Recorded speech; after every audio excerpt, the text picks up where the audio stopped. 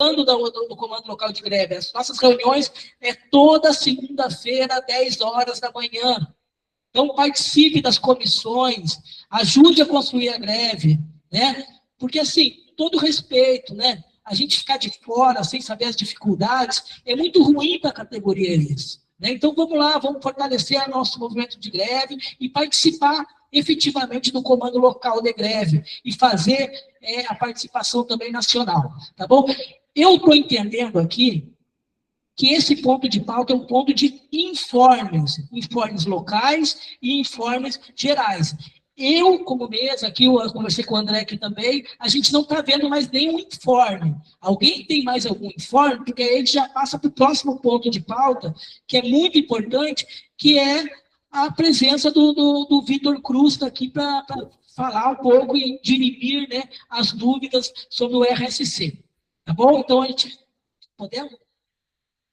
Então, só para complementar aqui, a fala do Piá, como eu falei na minha fala anterior, em resposta aos questionamentos do Maurício, nós vamos chamar uma assembleia financeira, onde nós vamos estar prestando conta de todo o dinheiro arrecadado, de quanto entrou da contribuição do fundo de greve para associado, de quanto entrou para não associado. Nós vamos estar esclarecendo toda a categoria sobre o dinheiro arrecadado e para onde foi gasto. Então, hoje, nesse momento da Assembleia, nesse ponto de informe, nós não temos condições de passar essas informações.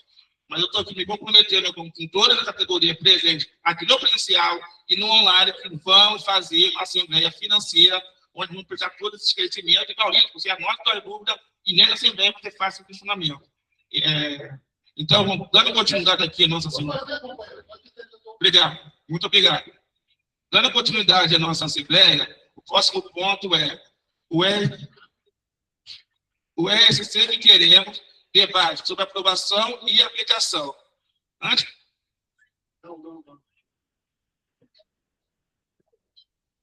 de a gente entrar no debate do RSC, eu acho importante aqui a gente situar que, como esse processo aconteceu, e Vanilla deu um exemplo, já falou nisso no informe dela, e a proposta do Exejané, que chegou para a CNC Fazubra, com um prazo muito curto, praticamente um atropelo para a gente poder estar analisando e estar respondendo a essa proposta que o SGA mete. E mesmo assim, a nossa representação na Fazubra, eu quero aqui parabenizar a todos os membros da Comissão Nacional de Supervisão da Fazubra, que não se furtou da responsabilidade.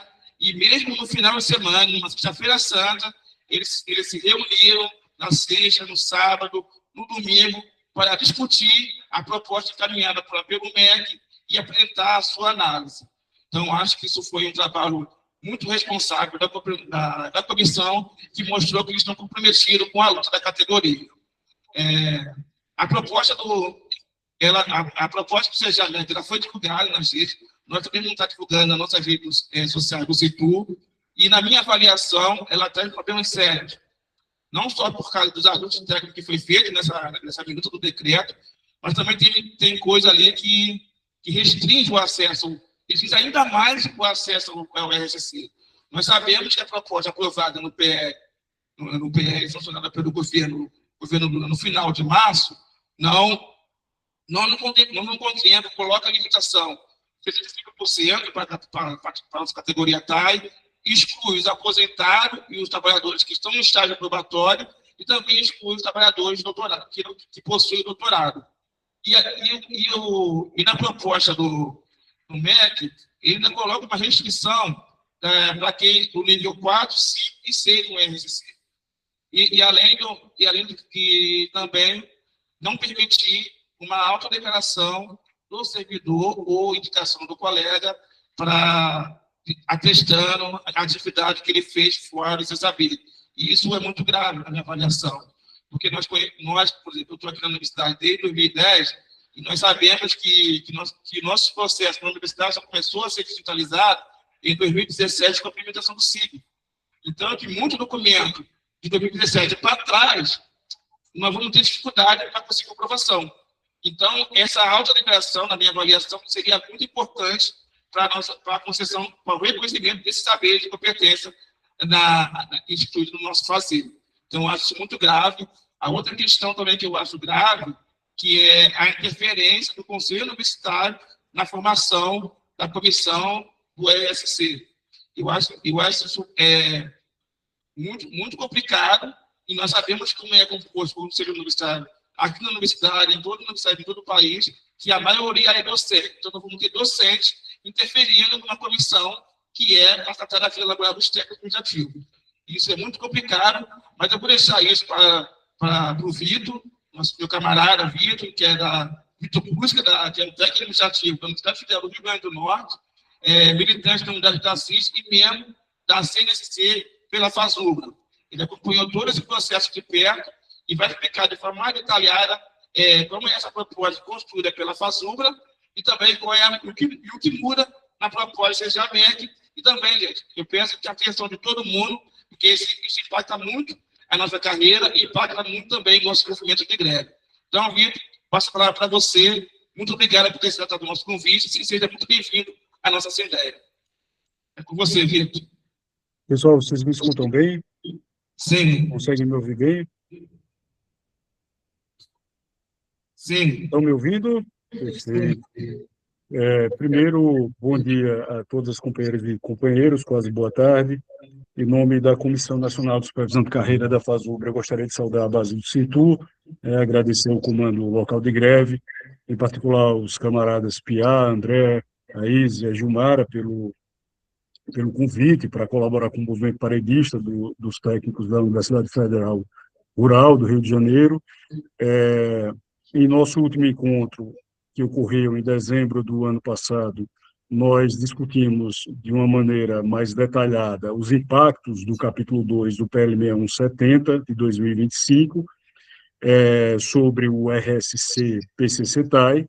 Né? Esse PL ele foi posteriormente apensado para a tramitação conjunta ao PL 5874 de 2025 e agora, no final do mês passado, convertido em lei. Para aqueles colegas que não puderam acompanhar a discussão, o vídeo ele se encontra disponível, né, na página do Cintur, no YouTube. Então, eu convido os colegas que, porventura, não puderem fazer presentes, que assistam, compartilhem, dêem um like.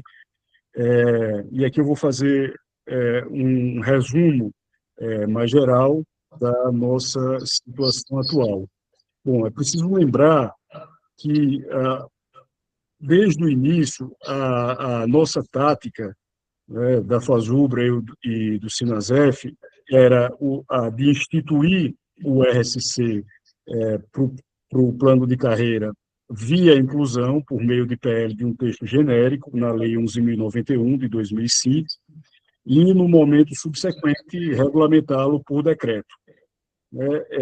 Isso nos permitiria produzir melhorias graduais no instrumento, a partir do centramento dos nossos esforços de luta no âmbito do MEC e do MGI, contornando, portanto, o crivo do Congresso Nacional, porque nós já entendíamos que esse rol ele precisaria sofrer atualizações, porque as atividades realizadas pelos servidores no campo do ensino, pesquisa, extensão e apoio às atividades administrativas se modificam ao longo do tempo, né?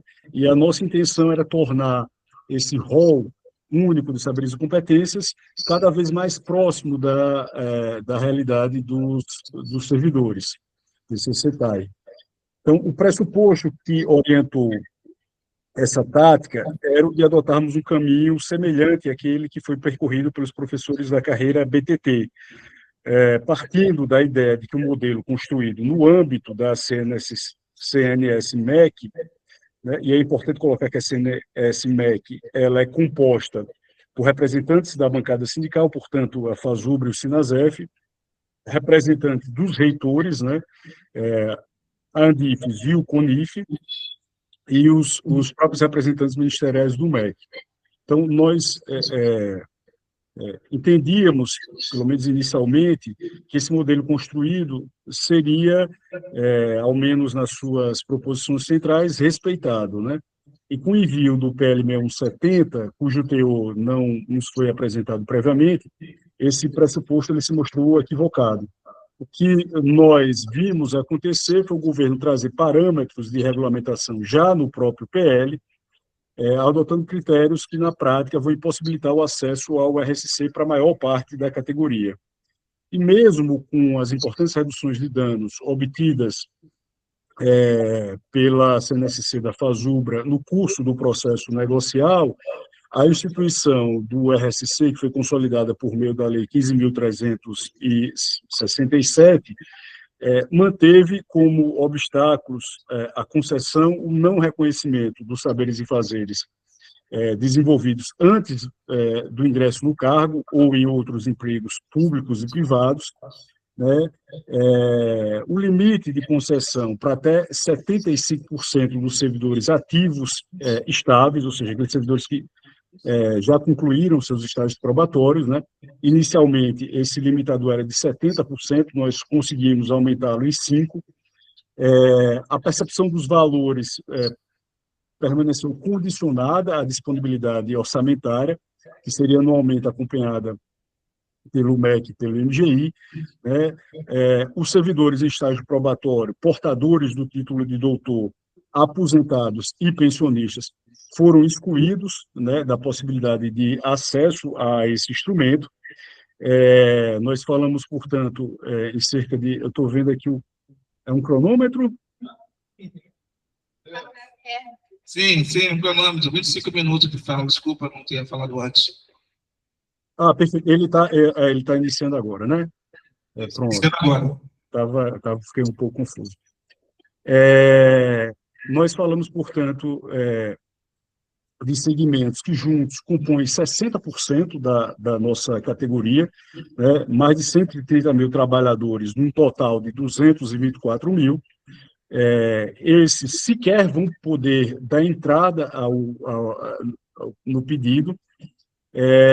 Além disso, a exigência de apresentação de um memorial a ser submetida a um processo de análise de mérito, né? Anteriormente, o governo colocou que seria necessário também a defesa do memorial, e desse processo comercial de redução de danos, nós fizemos com que o memorial ele precisasse ser apenas apresentado por escrito, junto à documentação comprobatória das atividades realizadas, e permaneceu a possibilidade de indeferimento da concessão, ainda que os requisitos necessários atendidos, desde que a comissão avaliadora conseguisse apresentar, mediante justificativa fundamentada e baseada em critérios objetivos, as razões da declaração dessa concessão.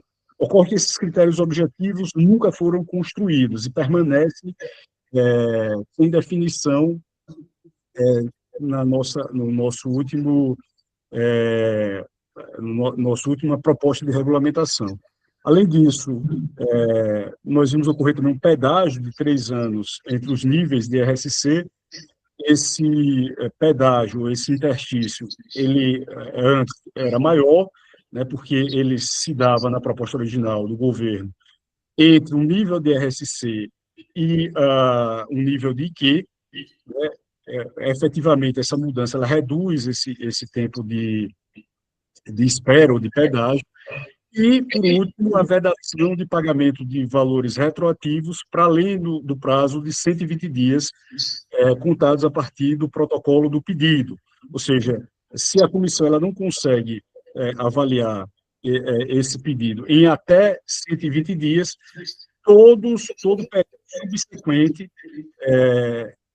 não vai ser atingido por efeitos financeiros retroativos, né? Então, se a comissão ela demora 8 meses, né, tudo aquilo que extrapola os 120 dias, os servidores não vão poder receber esses valores retroativos. Eu não sei se dá...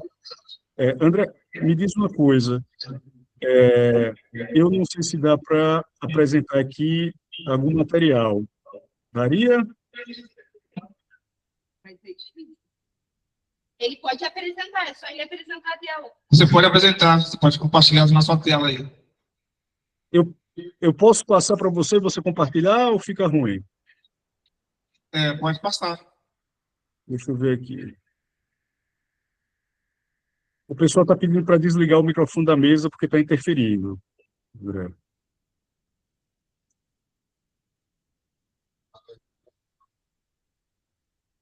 sei se vocês conseguem ver. Me ajudem aí. Sim, nós estamos vendo. E aí, conseguem ver melhor agora? Sim. Beleza. Então, rapidamente, nós falamos de uma carreira bastante plural, complexa, né? Com 5 níveis de classificação, ou 5 classes, que vão do fundamental incompleto ao curso superior, né? Com uma diversidade muito grande de cargos a maior do Serviço Público Federal, são 322 cargos que compõem o plano de carreira, e esses cargos atuam em ao menos 10 ambientes organizacionais distintos, né, com 267 atividades associadas, né? Então, aí, esses ambientes organizacionais, para que vocês possam ver com a distribuição de atividades, depois eu posso passar esse material para vocês, não tem problema. E aí, o modelo que nós originalmente construímos no âmbito da CNS Fazubra, a CNS MEC, desculpe, ele estava apoiado, digamos assim, sobre 4 pressupostos fundamentais. E que pressupostos eram esses? Primeiro, que o RSCTA ele seria devido a todos os servidores e as servidoras integrantes da carreira, né, o que compreenderia os servidores ativos, tanto estáveis quanto em estágio probatório, os aposentados e os instituidores de pensão. O segundo pressuposto é que o RSCTA ele deveria ser isonômico para todas as classes, cargos e níveis de escolaridade que compõem o PCCTA, e daí a constituição de um rol único de saberes e competências. O quarto pressuposto é aquele que vinculava, né, o RSC os percentuais de incentivo à qualificação. Então, o RSC ele ocorreria a partir de uma relação de equivalência com esses percentuais de incentivo à qualificação imediatamente superior à atual titulação formal do servidor. Nós definimos também deveríamos buscar a implementação de um percentual para os portadores do título de doutorado. Nós construímos um nível 7, né, propusemos a construção do nível 7 de RSC, né, no valor de 85% do vencimento básico. Só a Fazubra defendeu esse ponto, o Sinasef, o CONIF, o Andifes e o MEC não estiveram de acordo, né? Mesmo assim, através de emenda constitucional, nós tentamos reinserir no PL esse nível 7, as emendas todas foram rejeitadas pelo relator durante a votação, reapresentamos essas emendas no Senado, também foram rejeitadas, porque a proposta já chegou amarrada, né, pelo governo. E o quarto pressuposto é que o RSCTA ele deveria considerar a cada cálculo da pontuação necessária para a obtenção dos níveis subsequentes todo o acervo funcional do servidor. Então, isso significa que um servidor, né, trazer aqui um exemplo, que ele ingressou na carreira com título de especialista e alcançou os requisitos necessários para fazer jus ao RSC 5, que seria o equivalente ao IQ de mestrado. Deixa eu ver se eu consigo passar aqui. Vou ser bem rápido, pronto. Essa é a estrutura mais geral da nossa construção. Então, se esse colega ingressou como especialista e fez jus aos requisitos necessários para a obtenção do RSC 5, caso de fato ele venha concluir um mestrado, né, ele vai poder pleitear o RSC 6, que é o RSC subsequente, como vocês podem ver aí, equivalente ao percentual de IQ de doutorado, apenas pela obtenção da diferença de pontuação entre o RSC 5 e o 6. Ou seja, ele precisaria obter somente esses 20 e tantos pontos de diferença entre os 52 e os 75. colocado de outra forma, os pontos que ele acumulou para atingir o RSC 5 passaram a integrar permanentemente o seu acervo funcional. E aí não seria necessário obtê-los novamente para fins de progressão no RSC TAI. Deixa eu passar aqui um pouquinho. Inicialmente, nós havíamos pensado para o processo avaliativo na constituição de duas comissões, uma de caráter permanente e outra de caráter temporário.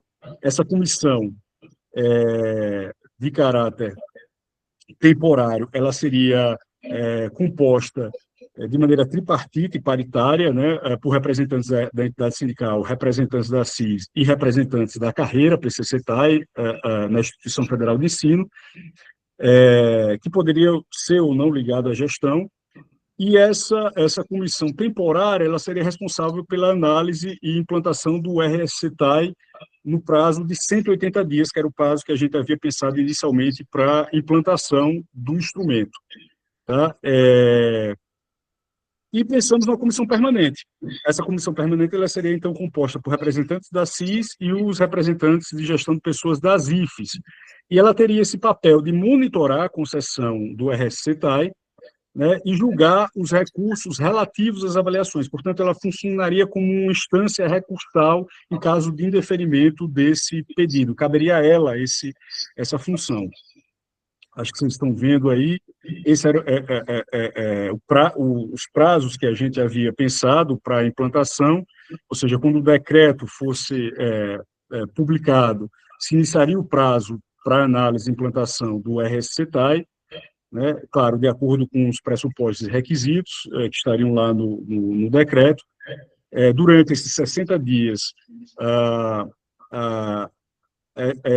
essas comissões elas publicariam as normas internas de funcionamento, né, dessas próprias comissões, de 60 dias a 180, que seria o prazo final, né, a comissão temporária ela se desconstituiria, né, e a tramitação dos pedidos passaria a ser feita somente pelo órgão de gestão de pessoas. Por que isso, pessoal? Porque no nosso modelo, deixa eu ver se eu volto aqui na tela. Pronto. No nosso modelo, não existia previsão de apresentação do memorial. A avaliação ela se dava a partir do atingimento, né? Esses eram os requisitos que nós havíamos projetado inicialmente, né? Como vocês podem ver aí em tela. Tá? E que requisitos eram esses? Bastaria que o servidor tivesse o nível de escolaridade formal necessário, atingisse uma pontuação mínima por nível de RSC e que essa pontuação ela tivesse distribuída numa quantidade suficiente de itens do rol, né, como vocês podem ver aí na coluna abrangência mínima, ou seja, nós não tínhamos a previsão de um memorial e, portanto, essa avaliação ela poderia ser feita a partir só de uma análise documental por parte do órgão de gestão de pessoas de cada IFE, né, não sendo necessário a manutenção de uma comissão para além do prazo de implantação. Deixa eu mudar aqui um pouquinho. Bom, pessoal, então, como eu coloquei para vocês, essa foi uma mudança importante, né? Já na nossa segunda versão, né? Essa segunda versão, ela foi construída, só porque a gente possa fazer rapidamente um contexto cronológico dos acontecimentos, ela foi construída em fevereiro deste ano, tá?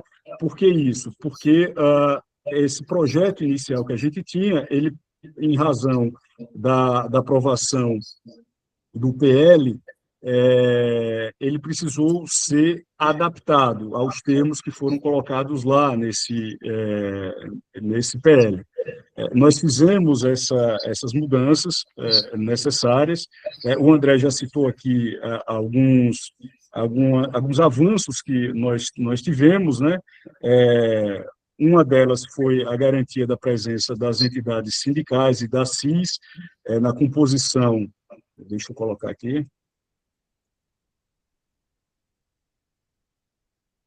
Pronto. Uma delas foi a garantia dos membros indicados pela entidade sindical e os membros indicados pela comissão interna de supervisão da carreira. E aí, André, você vai me ajudando aí no tempo, tá? Além disso, nós propusemos a descentralização e a flexibilidade do quantitativo de membros dessa comissão, de forma a atender às especificidades e necessidades de cada IFE, né? Como vocês podem ver aí, o quantitativo de membros da comissão ela poderia ser ampliado, desde que mantida a paridade entre esses segmentos, né? E na hipótese de inexistência ou impedimento de representantes de qualquer um desses 3 segmentos, a composição ela poderia ser complementada por integrantes da carreira indicados pelos demais. Então, nós temos IFES, por exemplo, que não têm ainda comissões internas de supervisão. Então, os membros da entidade sindical e os membros da área de gestão de pessoas complementariam essas vagas relativas às IFES. Da mesma forma, tem instituições que a gente tem CIS e não tem entidade sindical. Ou seja, os membros da CIS e da área de gestão de pessoas fariam essa complementação. Tá? Essa aqui eu vou passar rapidamente, são as competências que foram construídas, pensadas para essa comissão, tá? A documentação necessária, a gente já está com o tempo bem restrito, né? E uma outra garantia interessante em relação aos membros dessa comissão é que na nossa segunda versão eles teriam garantida uma liberação integral das suas cargas horárias para se dedicar exclusivamente na atuação desses pedidos, da análise desses pedidos. E isso também foi retirado pelo governo. Nós inserimos também a possibilidade de reconhecimento daquelas atividades realizadas no decorrer do estágio probatório para o cômputo da pontuação, né? E, por fim, estabelecemos um conceito, né, padronizado de memorial. Vou colocar aqui para vocês, seria esse. Né?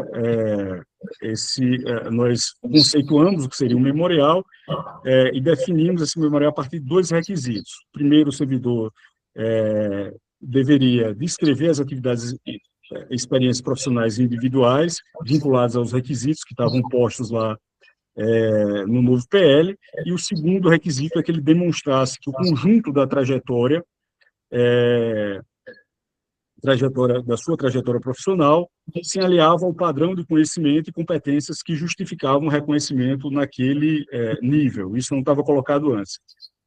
E nessa segunda versão, né, nós também achamos necessário conceituar o que seria a documentação comprobatória, né, portanto, ela é o conjunto de documentos destinados a demonstrar os saberes e competências apresentados pelo servidor para fins de concessão do RSC-PCC-TAI.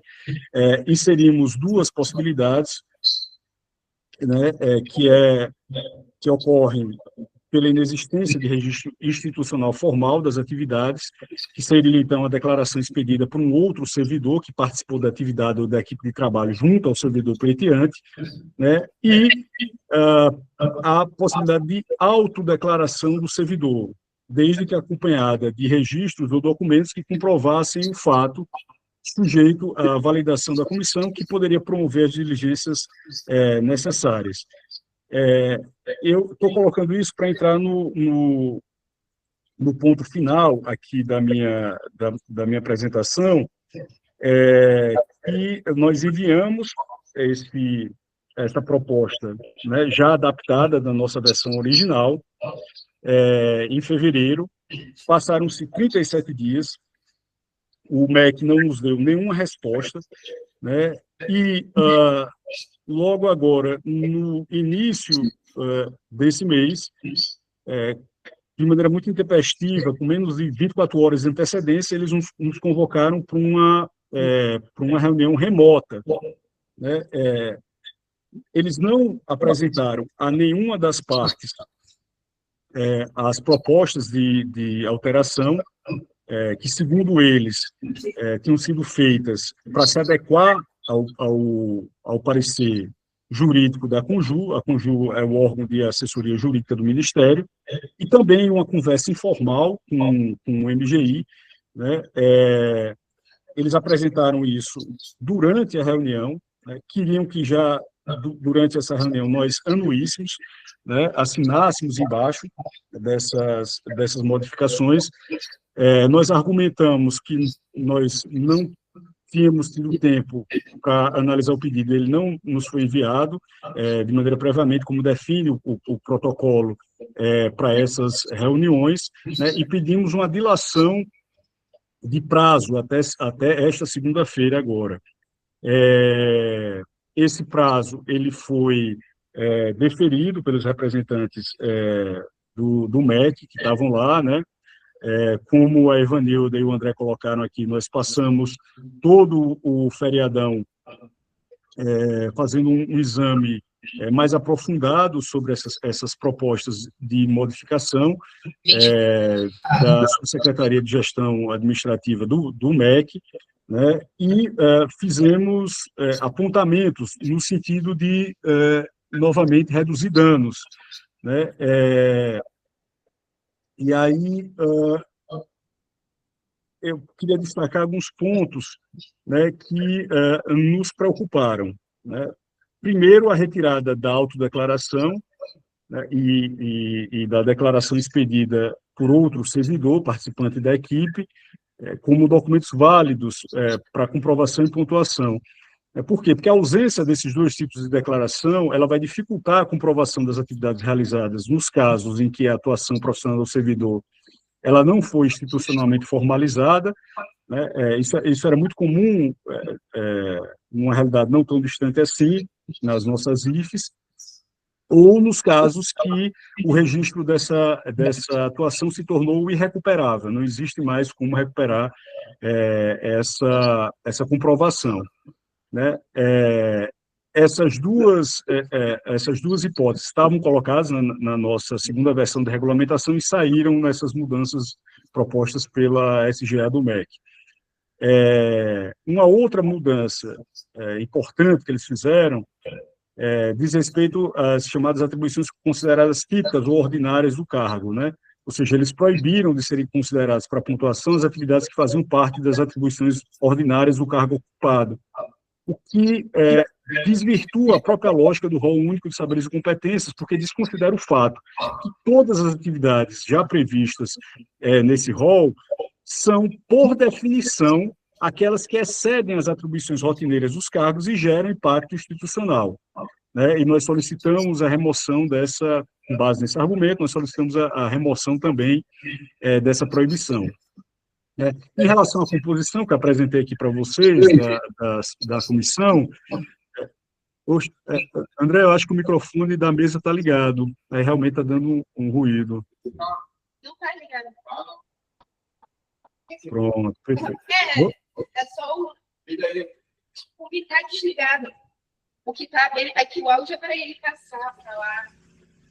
Pronto, eu vou dar continuidade.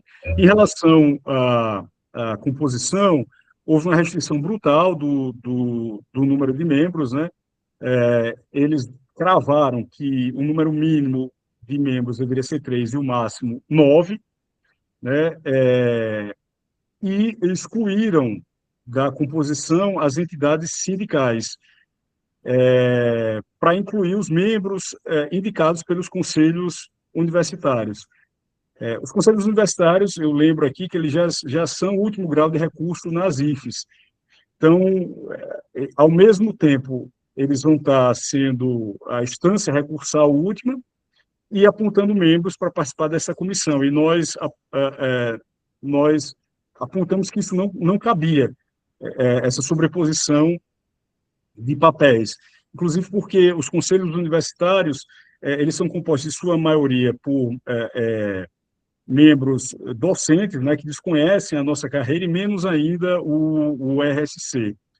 E colocaram, esse talvez seja a quarta dimensão importante, novas exigências específicas para a pontuação, né? Ou seja, eles impuseram que para os níveis de RSC 4, 5 e 6, né, que são respectivamente referentes ao IQ de especialização, de mestrado e doutorado, né, o servidor, além daquela pontuação mínima e da distribuição no número mínimo de itens, eles precisavam pontuar em certos requisitos.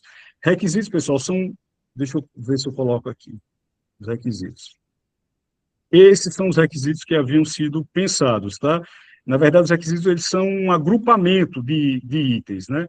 Então, para esses 3 níveis de RSC, o servidor precisaria pontuar em requisitos específicos. Não bastaria só que ele tivesse a distribuição mínima, a pontuação mínima, mas que ele precisasse pontuar em alguns desses requisitos especificamente.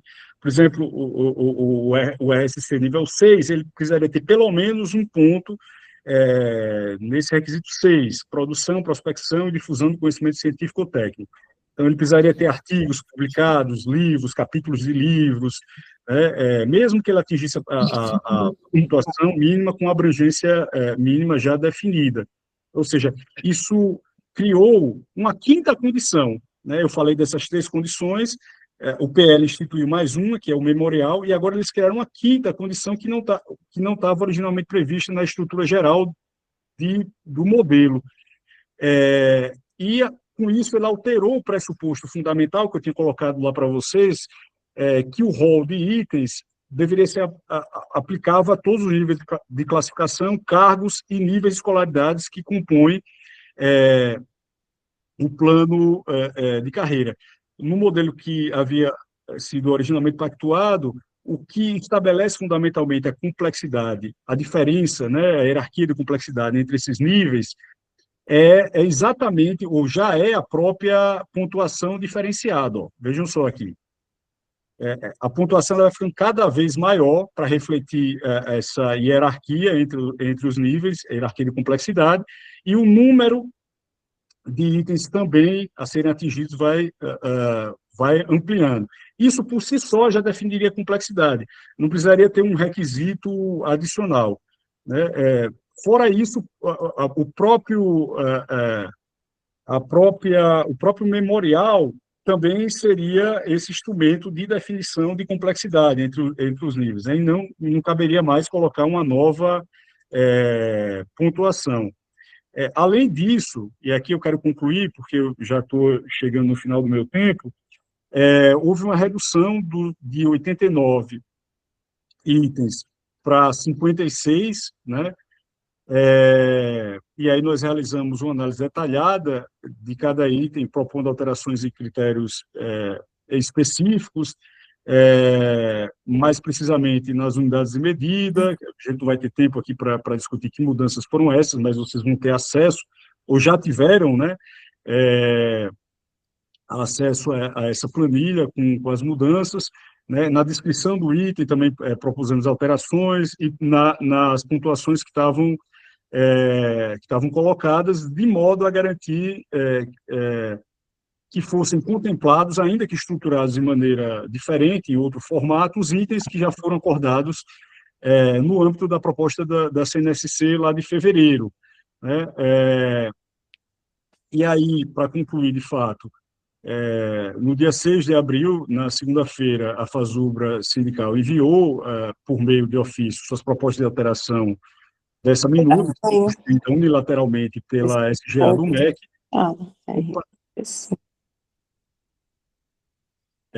E aí solicitou que uma nova reunião fosse convocada para que nós pudéssemos expor de maneira mais detalhada as razões que nos levaram a propor essas mudanças, e também para ouvir a devolutiva do próprio MEC, né?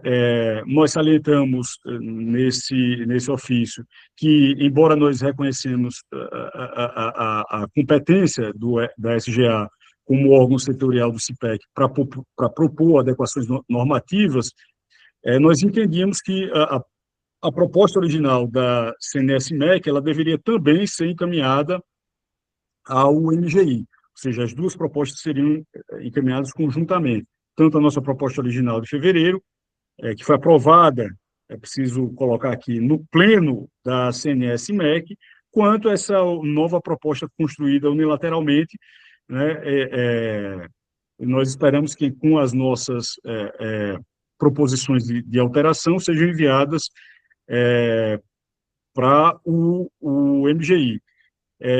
E aí, por fim, nós solicitamos que essa proposta que seria a terceira versão, né, da SGA do MEC, ela não fosse oficialmente enviada para o MGI, sem que as entidades sindicais, a Andifes e o CONIF, fossem ouvidos e pudessem apresentar sugestões de alteração.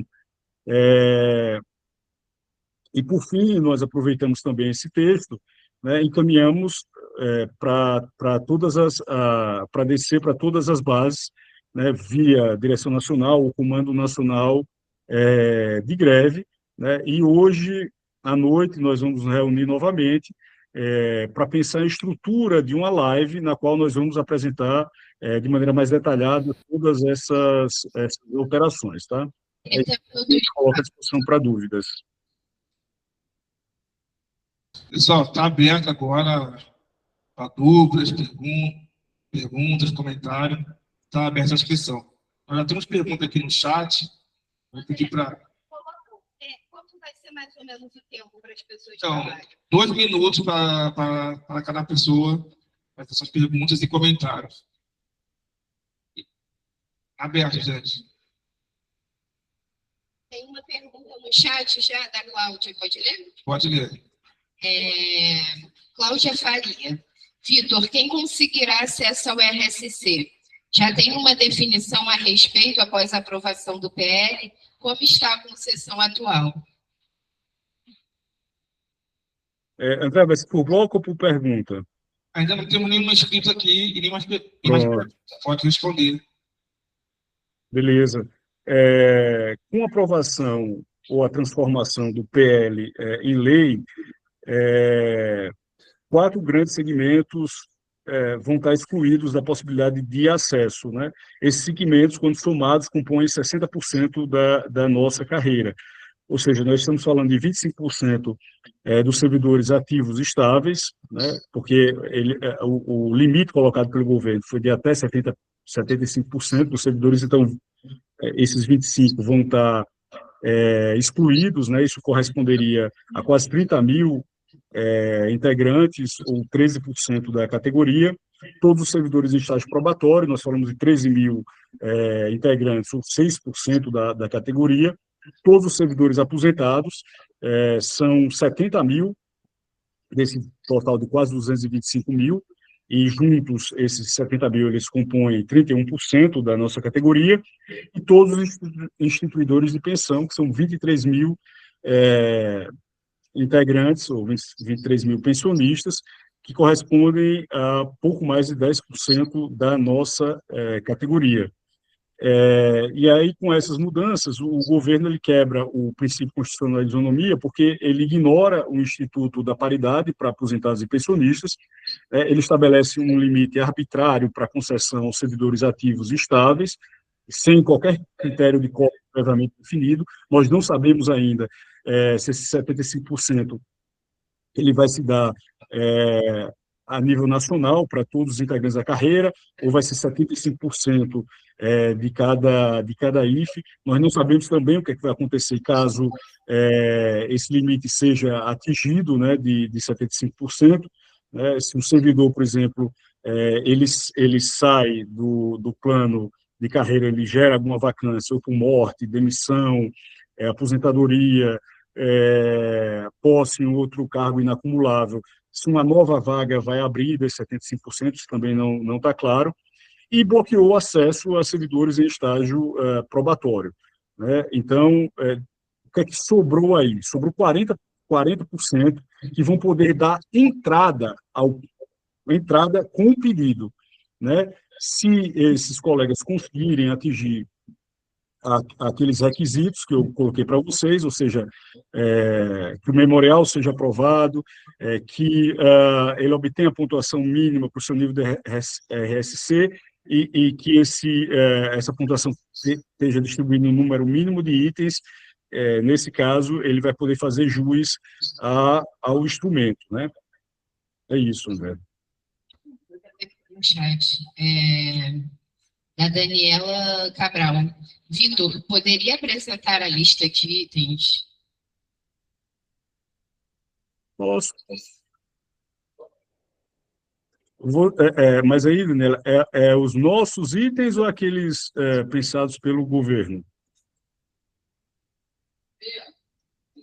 Depois da aglutinação. Mostra que foi pensada pelo governo também. Mostra nós e que foi pensada pelo governo, acho que isso aqui é importante. Deixa eu tentar aqui, peraí, um minutinho.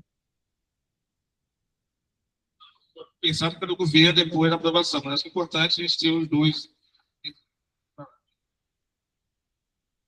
Está aparecendo para vocês? Sim, agora apareceu. Tem como aumentar um pouco? Tem como aumentar, não sei se vocês vão conseguir ver, mas vou tentar.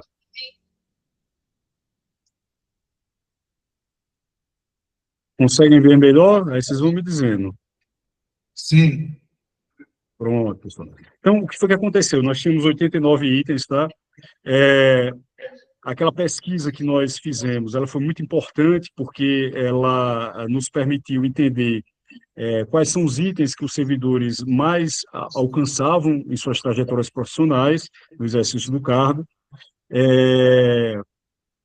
Nós criamos, a partir das contribuições que vocês nos enviaram, novos itens. Esses itens diziam respeito às atividades de campo, ações de acessibilidade, inclusão da diversidade, atuação em setores hospitalares críticos e semicríticos, a questão também da participação em programas de promoção à saúde.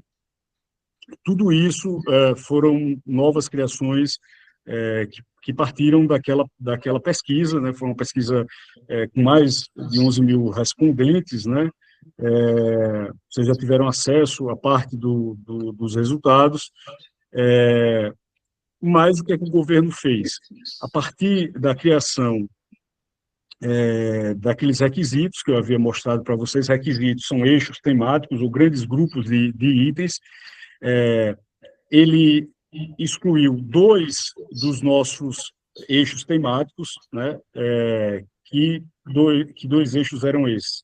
A questão do tempo e tempo ou experiência, né, de serviço, seja em outras instituições públicas, privadas, seja no próprio exercício do cargo, e a questão do desenvolvimento continuado. E quando ele excluiu na lei mesmo esses 2 requisitos, isso significou que um conjunto de itens que estavam coligados, esses 2 requisitos, eles precisaram ser ou suprimidos, né, ou profundamente modificados, né? Então, ele organizou esses itens por requisito, esses 56 novos itens. E aí, o que aconteceu? Nós reivindicamos também que, já que eles iriam reduzir o número de itens, que houvesse uma redução proporcional no número de itens mínimos a ser atingido, né? E isso não teve problema. Eles acataram, porque eles entenderam que se o servidor teria menos chance de pontuar, né, com a redução de itens, aquela abrangência mínima ela também deveria ser reduzida na mesma proporção. Nós acreditamos que isso vai ser encaminhado para o MGI. Se o MGI vai aceitar ou não, é uma outra interrogação, né? Mas esse daqui é o primeiro requisito, tá? Nós propusemos algumas mudanças, como, por exemplo, a questão da inserção no termo mais genérico, órgãos colegiados, né? Sugerimos a retirada desse termo acadêmico, porque nós temos unidades administrativas também. Em relação, André, ao que você falou, a questão daquela possibilidade de reconhecimento de declarações, né? Nós tentamos contornar a retirada daquela possibilidade já aí no requisito 1, né? Quando a gente coloca que não só os itens para os quais existam digamos assim, uma portaria ou uma declaração, a designação do órgão, também a possibilidade que esse órgão reconheça outras formas de documentação, né? E aí sugerimos algumas majorações de pontuação e mudanças de unidades de medida, como eu coloquei para vocês, né? Como eu disse, pessoal, vocês vão ter acesso a tudo isso no documento que já foi enviado, mas vai ser corrigido, ainda tiveram alguns problemas de escrita, né? Mas ele já está rodando aí nos grupos, né? Esse aqui é o segundo requisito, que diz respeito à participação em projeto e atuação institucional na gestão, no apoio ao ensino, pesquisa e extensão, inovação e assistência especializada, né? Alguns casos estavam publicações científicas ou publicações acadêmicas, né? Nós sugerimos a retirada desses termos, né? Porque existem publicações de natureza jornalística, artística ou cultural, né? Além das acadêmicas, né? A questão da produção audiovisual, nós solicitamos também que fosse inserida outras formas de produção artística, que não só a audiovisual, né? Eles substituíram o tempo de serviço, que era o segundo item mais alcançado pelos servidores na nossa pesquisa, por esse texto mais genérico, desempenho contínuo de atividade técnica de natureza especializada com contribuição institucional relevante na área de atuação. Nós solicitamos a retirada desse termo de natureza especializada e o termo relevante, porque não há critérios objetivos claramente definidos para se avaliar a relevância de uma contribuição institucional, né? Essa foi uma mudança sugerida pelo Sinasef, de incluir, além de atividades de campo, saídas pedagógicas, né? Esse item de participação em congresso, simpósio, fórum e assim por diante, eles inseriram uma nova exigência que essa participação tivesse uma carga horária mínima de 4 horas, né? E nós argumentamos que a importância do nível de complexidade do evento ele não pode ser mensurado somente por horas, mas pelo conteúdo abordado, né? O requisito 3 trata da questão de prêmio de mérito profissional acadêmico, comentas, homenagens e menções honrosas, né? Nós temos um único item para esse requisito. O MEC subdividiu em 3, e são o mesmo texto, mas dizem respeito a premiações no âmbito internacional, nacional e local ou institucional, né? Além da questão do recebimento de prêmio ou distinção, nós colocamos também a questão de reconhecimento e menção honrosa, né? Que também para nós é muito importante essas outras formas de reconhecimento. O requisito 4 trata da designação para assunção de responsabilidades técnico-administrativas ou especializadas, né? Então, tudo aquilo que tem a ver com atividades em sistemas estruturantes, administração pública, elaboração de projetos, fiscalização de contratos, serviços e convênios, atividades relacionadas à licitação, tudo isso está incluído nesse requisito, tá? E aí, o que é que nós fizemos aqui de importante? Existe um item, né, que é a participação em atividades de apoio técnico especializado em ações na área de saúde, acessibilidade ou diversidade, eles aglutinaram uma série de outros itens nesse item para o pessoal da saúde, né? Nós definimos que esse item ele precisaria ser subdividido e um novo item deveria ser criado. Então, o texto desse item ele ficou participação em políticas, programas e ações de promoção de inclusão, acessibilidade e diversidade, né? E aí ele foi desdobrado na criação de um novo item.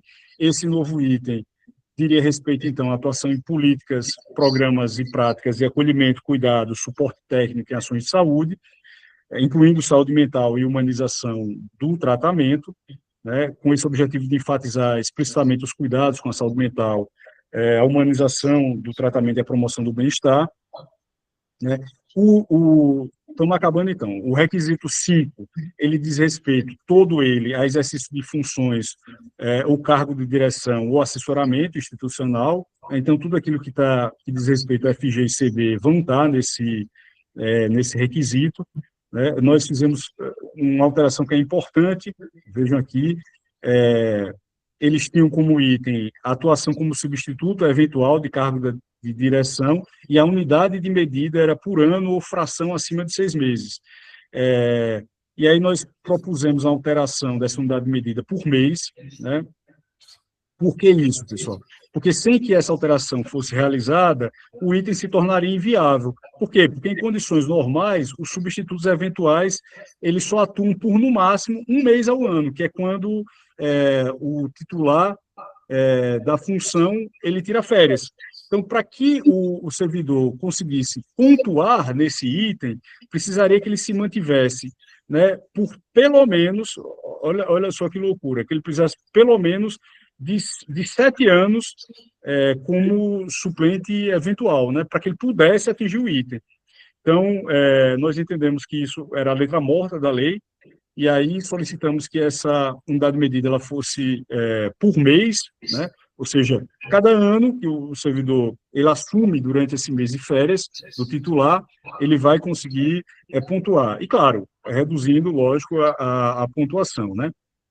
A mesma coisa para FG e CD, né? E além da atuação como responsável por setor, por unidade, nós também inserimos essa atuação como responsável por equipe, né, porque você pode ter diversas equipes no mesmo setor, né? Então, essa também foi uma mudança. E o último requisito diz respeito à produção, prospecção e difusão de conhecimento científico ou técnico. Então, tudo aquilo que está relacionado à carta patente, a registros de sistemas eletrônicos, desenvolvimento de protótipos, registro de propriedade intelectual, privilégio de invenção, participação em processos de transferência de tecnologia, desenvolvimento de produto, projeto, processo técnico e tecnológico de interesse institucional, tudo isso vai estar nesse item, tá?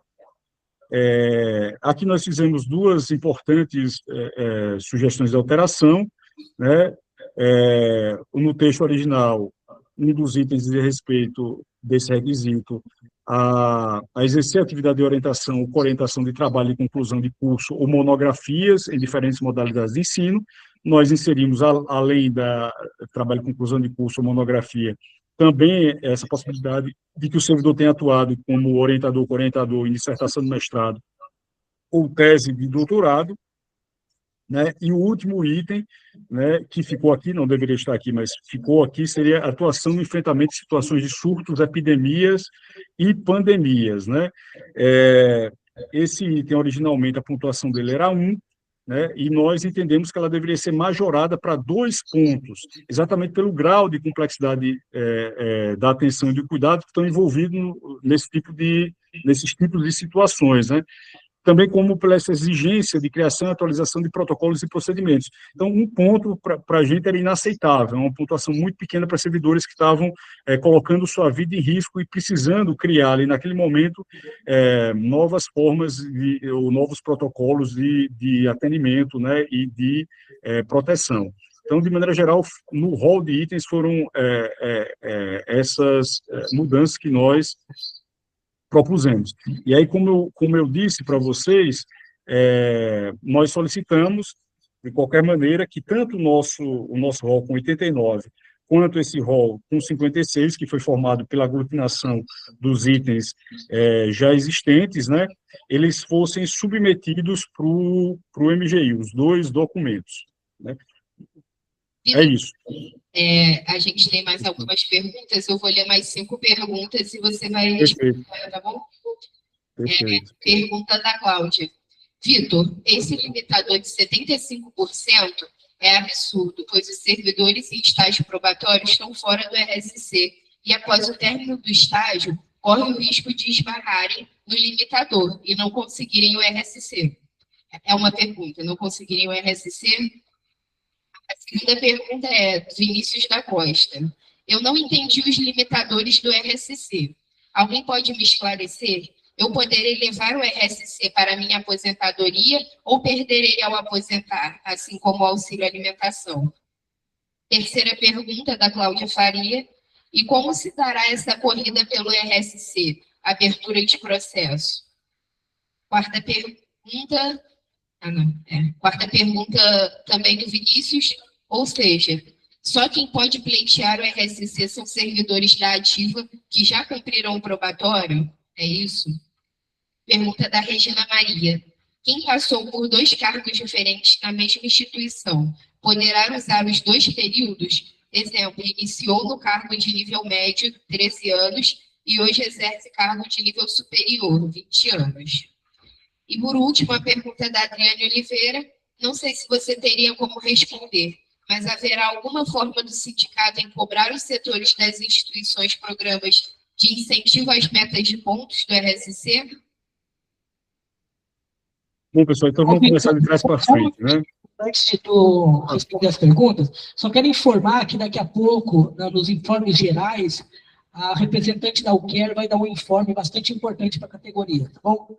Só para avisar isso aí. Desculpa aí a interrupção. Não, tranquilo, Pia. Respondendo de trás para frente, pessoal. É de suma importância que os sindicatos possam estar preparados para esse processo e estarem preparados de 2 formas. Primeiro, organizarem como vão fazer essas indicações de membros para compor essa comissão de avaliação dos pedidos, né? E aí eu não vou fazer nenhuma recomendação, eu respeito a autonomia que cada sindicato tem para se organizar, né? Eu acho que quem melhor conhece a realidade de cada base são as próprias bases, né? Então, se esses membros vão ser tirados em assembleia, se vão ser definidos a partir do Conselho de Representantes ou dos membros da direção, é uma coisa que os sindicatos vão precisar estudar, né? Uma outra questão de suma importância, também que diz respeito à atuação sindical, que os sindicatos vão precisar ajudar, né, aqueles colegas com menor nível de escolaridade formal, geralmente posicionados nos cargos A, B e C, a elaborarem seus memoriais. Né? Isso vai ser de suma importância, tá? Esses colegas muitas vezes não tiveram as mesmas oportunidades educacionais que os demais integrantes da carreira, né? E talvez não tenham familiaridade com a produção desse tipo de documentação que é estritamente acadêmica, tá? Então, é importante que os sindicatos estejam preparados para atuar nessas 2 dimensões. Em relação à aposentadoria, veja, o texto do PCCTA, ele diz claramente que o IQ ele é levado para a aposentadoria, mas ele não define por escrito isso para o RSC. Né? Alguns colegas entendem, da CNSC, que como o RSC ele está formalmente vinculado ao IQ, isso seria levado para a aposentadoria, sim, esses valores, tá? E o que eu posso dizer para vocês é que, no caso dos professores da carreira BTT, eles levam esses valores para a aposentadoria. Mas, formalmente, isso não está escrito lá na nossa lei, tá? Eu estou tentando lembrar aqui das perguntas. Uma dizia respeito a estágio probatório, não é isso? André, vai me ajudando também aí. Você quer que eu releia? Ou que eu falando uma a uma e você vai respondendo? Pronto. É porque em bloco eu acabo me perdendo, né? Que são muitas perguntas.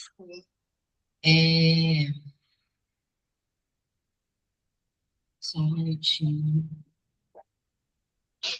Ou seja, só quem pode... a pergunta do Vinícius. Ou seja, só quem pode pleitear o RSC são os servidores da ativa que já cumpriram o probatório, é isso? Então, não, é pior. É pior que isso. Eu vou logo responder isso aí. 75% desses servidores ativos,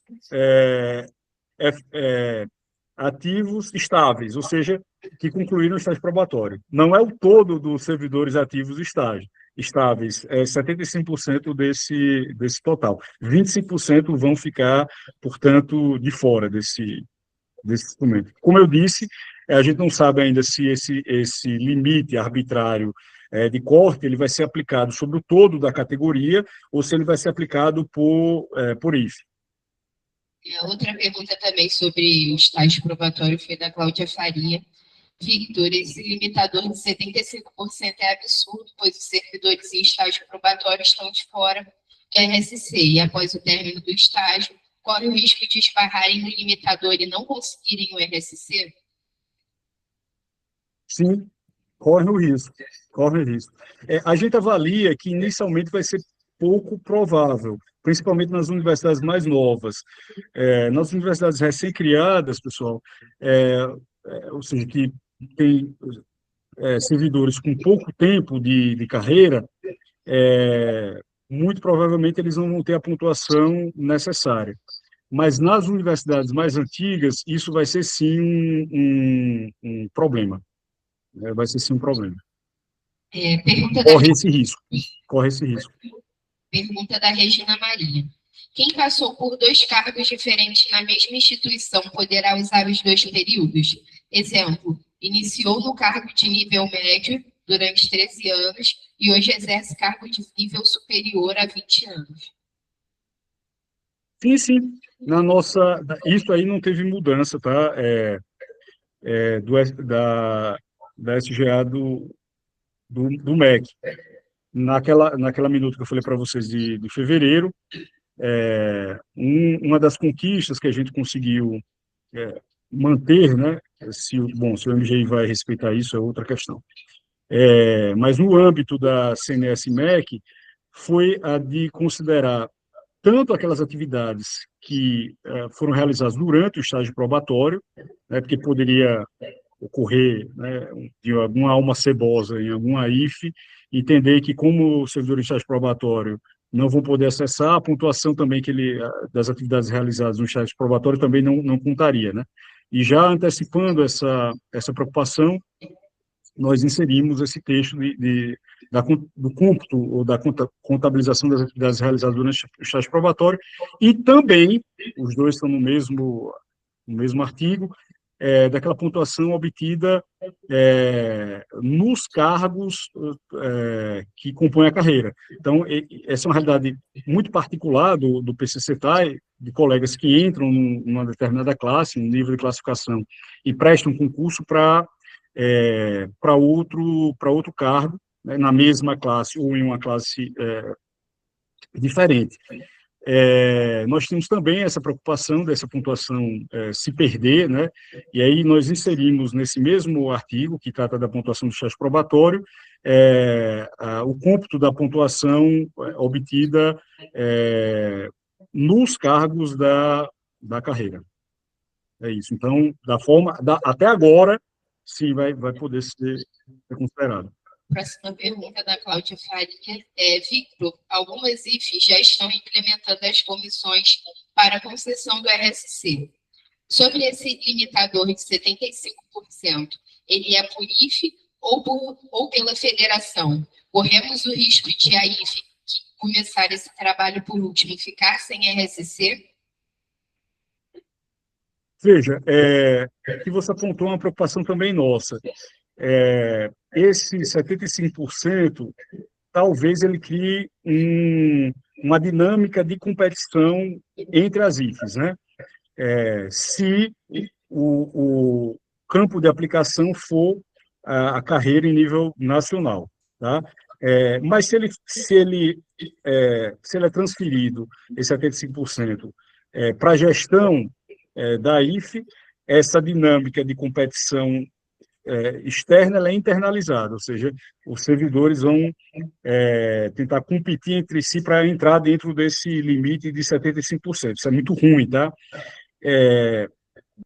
Veja, nós da CNSC já entendemos, e o MEC também entende dessa forma, né, que documentos ou regulamentações adicionais vão ser necessárias e que vão ser feitas, né, ou através de portaria, de instrução normativa ou de algum tipo de manual.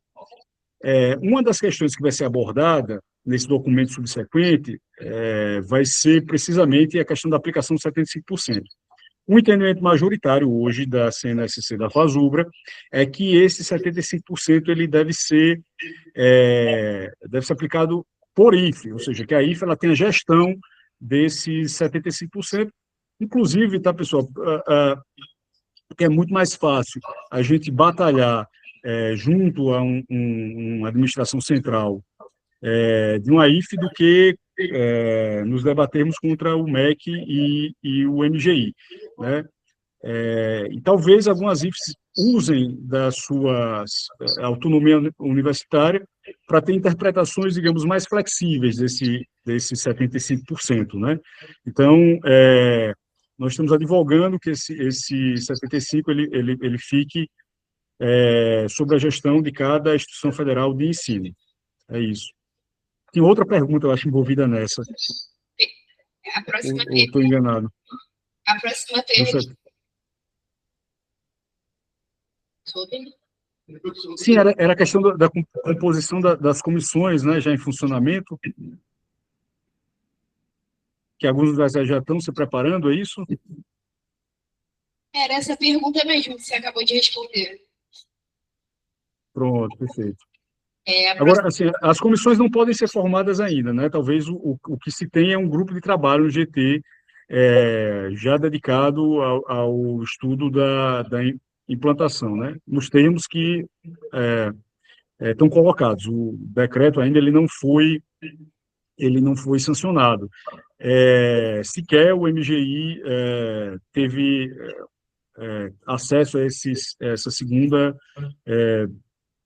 não, já a documentação do SGA ainda não foi enviada para o MGI, né? Então, essas comissões elas só vão poder ser implantadas quando o decreto for instituído ou sancionado. E aí tem uma preocupação também, que preciso apontar aqui, que diferente de um PL, onde existe um tempo de tramitação, onde existe a possibilidade de nós apresentarmos emendas, né, de corrermos atrás dos parlamentares. No caso do decreto, não, é um ato normativo, expedido pelo presidente da República por meio de seus ministros, né, e que, via de regra, existe a possibilidade de a gente só ter acesso ao texto final desse documento quando ele for publicado no Diário Oficial da União, né, sem que nós possamos intervir de qualquer forma nele, né?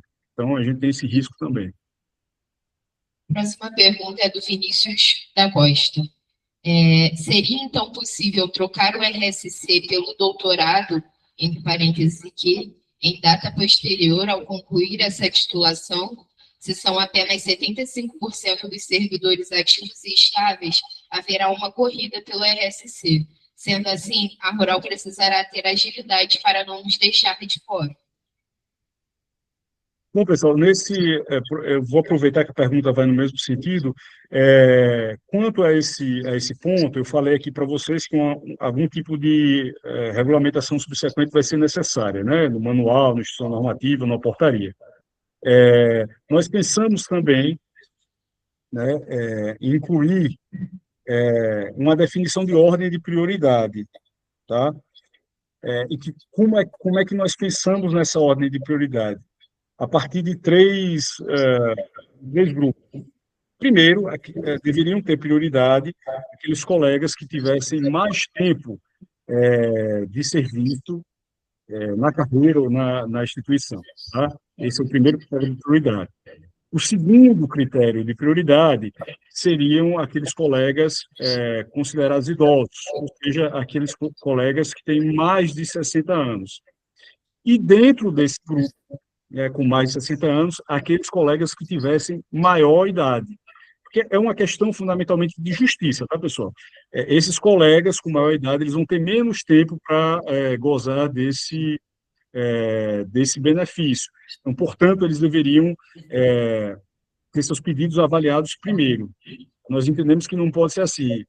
Quem chegou primeiro, quem deu entrada primeiro, vai receber primeiro, nesses 75%. Né? Não nos parece justo que ocorra dessa forma, tão desorganizada.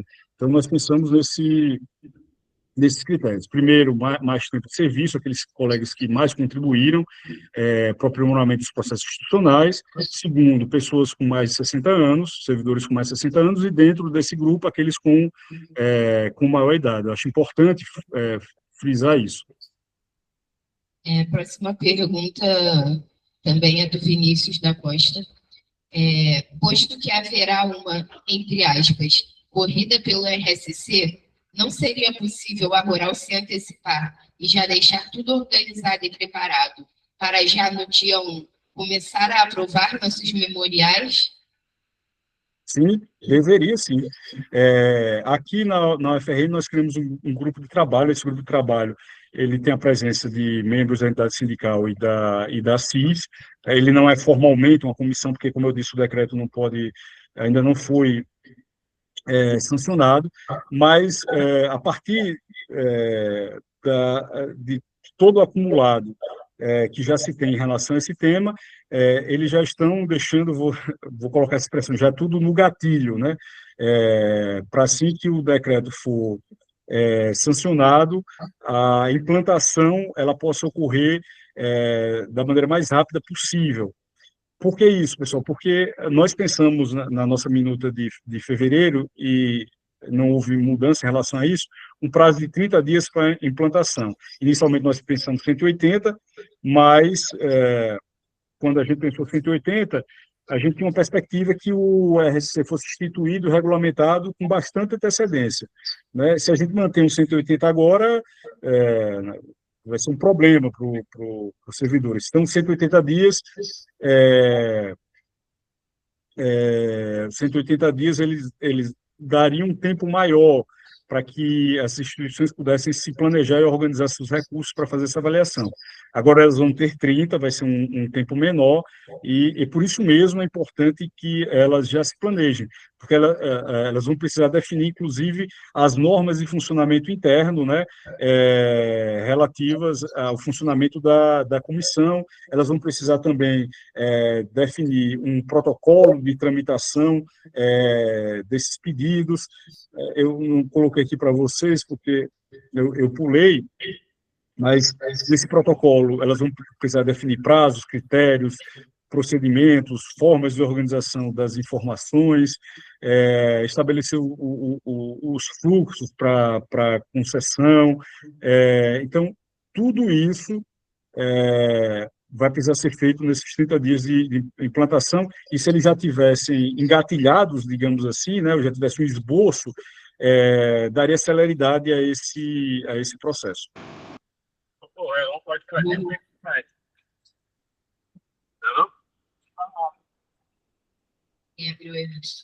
No momento, não temos mais nenhuma pergunta do chat. Então, só para lembrar que a gente falou, esse material a gente vai divulgar depois, que a gente apresentou o material. Vamos também estar divulgando esse debate sobre o RSC no nosso canal do YouTube, para que as pessoas que não conseguiram acompanhar a Assembleia até o final, ou que quiserem ver posteriormente, possam estar acompanhando no nosso canal do YouTube. Então, vai ser divulgado também esse debate. E, como o Vitor falou também na Alfar, a CNSC da FASUBA está avaliando a possibilidade de fazer uma live. Então, também a gente vai estar divulgando, caso for esse entendimento da CNSC da FASUBA, a live com mais orientações sobre o ESC.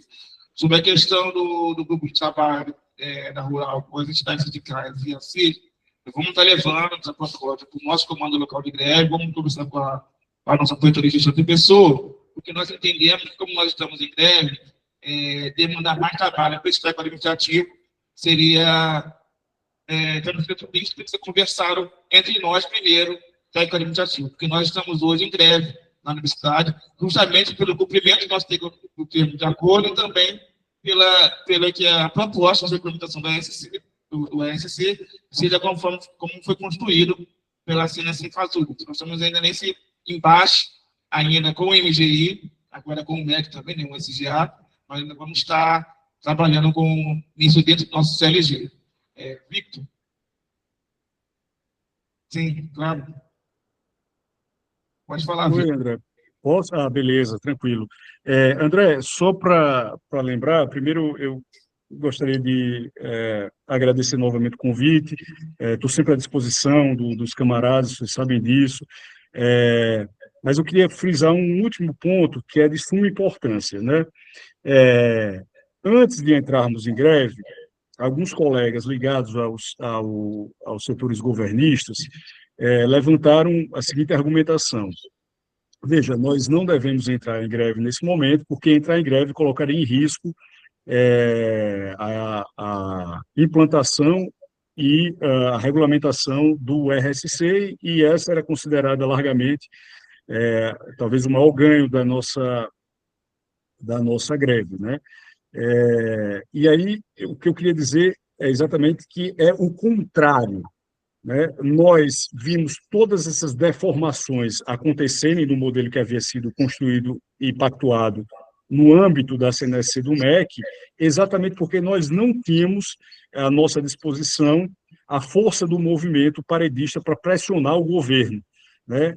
Eu quero dizer aos colegas que é o contrário, nós precisamos nos manter mobilizados em greve, né, para que o governo não se sinta confortável, né, em produzir novos avanços, novas deformações, dessa vez sobre a regulamentação que está sendo proposta.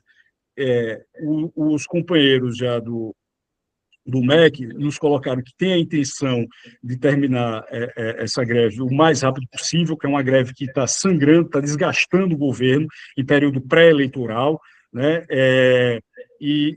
Portanto, ela é um elemento protetivo da regulamentação. Para aqueles colegas que têm preocupação sobre a instituição desse instrumento, o projeto de lei já foi sancionado, né? O instrumento já foi instituído para o plano de carreira e já há a previsão orçamentária, claro, dentro de todos esses limites colocados na lei orçamentária anual para 2026, né? Então, ele vai ser instituído. A questão agora é como essa regulamentação vai se dar. E aí, para reiterar e concluir minha fala, se a situação é grave, nós precisamos cada vez mais fortalecer a greve. É isso, André. Obrigadão. Vitor, aproveita e faz as considerações finais.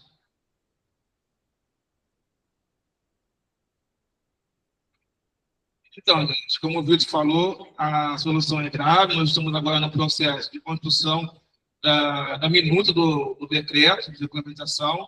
Já vimos aí que tem várias diferenças do que foi construído pela CNS-MEC e a proposta que o CGA-MEC apresentou para a CNS FASUBRA. Então, a gente precisa estar mobilizado em greve. Então, acho que é importante a gente fortalecer a nossa greve.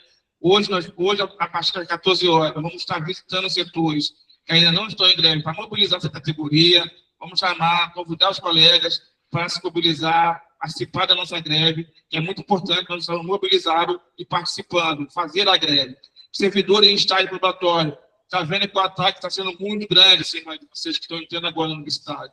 Já entrando, já perdendo alguns direitos. Então, é importante que vocês se mobilizem para essa greve, fortaleça a nossa greve, para que a gente possa aumentar as conquistas do nosso direito. Então, servidores de estágio probatório podem fazer greve.